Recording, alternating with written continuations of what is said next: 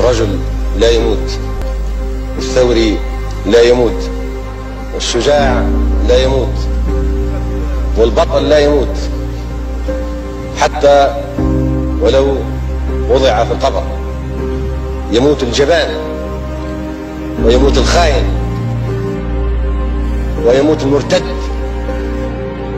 ويموت العميل.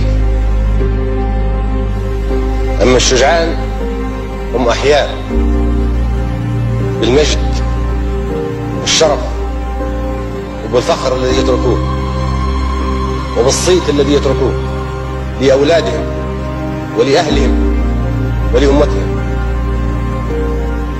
أما الجبناء هم ميتون حتى ولو كانوا يأكلون ويشربون ويمشون في الأسواق ويسكنون في الفنادق.